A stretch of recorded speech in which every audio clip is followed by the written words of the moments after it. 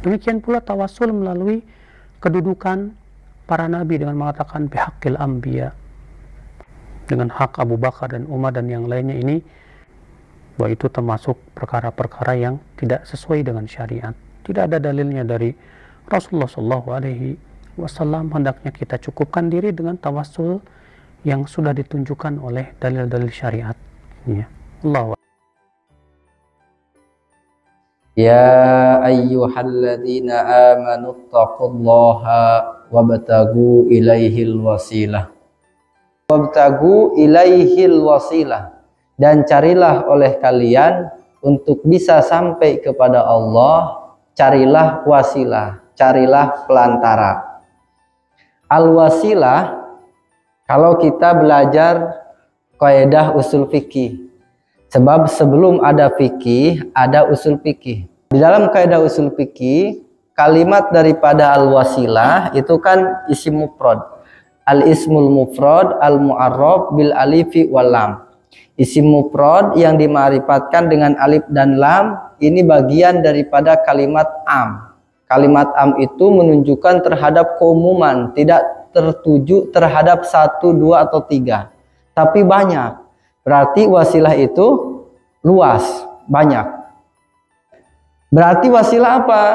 Al-wasilah wal wasilatu kullu ma ja'alahu Allahu sababan fi zulfa indahu wasilatun ila qada'il hawaiji minhu. Wasilah itu adalah segala sesuatu, karena tadi al-wasilah itu berarti menunjukkan kepada banyak perkara, tidak terikat dengan 1 atau 2 perkara saja. Maka kalimatnya di sini adalah kullu ma ja'alahu Allah. Segala sesuatu yang Allah jadikan sebab mendapatkan ia pahala di sisi Allah, balasan di akhirat di sisi Allah, dan sebab pelantara dia dipenuhi kebutuhannya dari Allah Subhanahu wa taala. Bisa dipahami ya? Wasilah itu kayak begini. Saya dari Banten berangkat ke Tangerang. Nah, kalau sampai saya dari Banten ke Tangerang jalan kaki bisa nyampe 2 hari 2 malam. Gitu ya.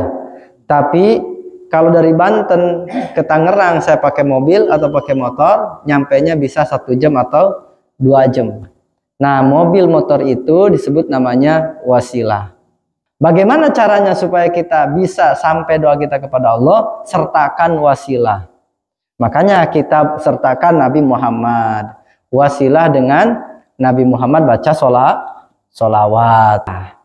Perlu kita pahami, wasilah ini harus memahami hakikat wasilah. Pertama, awalan anna tawassul huwa ahadut turuqid du'a wa babun min abwabit tawajjuh ila Allah subhanahu wa ta'ala.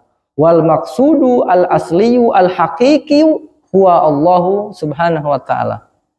Pertama, tawassul itu adalah salah satu jalan-jalan doa, satu pintu daripada pintu-pintu menghadap kepada Allah Subhanahu wa taala. Itu namanya wasilah. Berarti yang dimaksud dengan tawassul, yang dituju oleh tawassul secara asal dan secara hakiki adalah Allah Subhanahu wa taala. Hanya Allah. Tawassul itu tujuannya kepada Allah. Tawassul itu tujuannya hanya kepada Allah. Itu. Yang kedua, annal mutawassil ma tawassalu bihadhil wasitah illa limahabbatihi laha. Tawassul itu harus kepada perkara yang dicintai oleh Allah, atau kita yakin itu dicintai oleh Allah. Jadi orang yang bertawassul, dia itu harus bertawassul terhadap perkara yang dicintai secara hukum syariat atau dicintai oleh Allah gitulah. Baik perkaranya secara amaliyah, secara amal, sholat, puasa, zakat, haji, sedekah misalkan. Atau bukan secara amal orang lain. Misalkan kita bertawasul dengan orang soleh, bertawasul dengan para nabi, bertawasul dengan para rasul. Kenapa? Karena kita meyakini tentang kesolehannya. Kenapa kita menjadikan tawasul para nabi? Karena kita meyakini para nabi itu adalah orang-orang yang soleh, dan kita meyakini bahwa para nabi itu dicintai oleh Allah Subhanahu wa taala. Bisa dipahami itu ya? Berarti tawasul boleh kepada para nabi. Bahkan kalau kita doa nggak tawasul, doa nih nggak nyertain sholawat, itu kan sholawat itu sebagai tawasul, sebagai wasilah sholawat itu. Kalau kita doa tanpa ada sholawatnya, sholawat kepada Nabi, insya Allah doa kita nggak bakalan dikabul-kabul. Doa kita langsung nggak pakai sholawat nih, doa awalan pertamanya nggak pakai sholawat, Allahumma sholli ala sayyidina Muhammad wa ala ali sayyidina Muhammad, kemudian kita minta sama Allah. Beda sama yang langsung minta sama Allah nggak pakai sholawat. Ya Allah pengen A B C D E F. Nah itu yang kedua, bukan berarti nggak dikabul, bukan. Kebanyakan nyangkut itu mah. Kalau yang pakai tawasul cepat nyampenya. Yang ketiga, orang yang bertawasul kepada Allah itu dia bertawasul kepada perkara, kepada sesuatu. Dia meyakini bahwa sesuatu tersebut tidak akan memberikan manfaat dan tidak akan memberikan madorot. Hanya Allah Subhanahu wa taala yang memberikan manfaat dan memberikan madorot. Contoh, kita ziarah ke makam wali misalnya.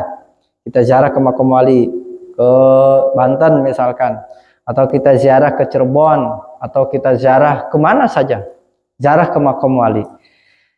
Kita yakini bahwa wali-wali tersebut yang kita doakan sama sekali tidak akan memberikan manfaat, sama sekali tidak akan memberikan madarat, sama sekali tidak akan memberikan keberkahan. Maksudnya yang memberikan manfaat, yang memberikan madarat, yang memberikan keberkahan itu adalah Allah Subhanahu.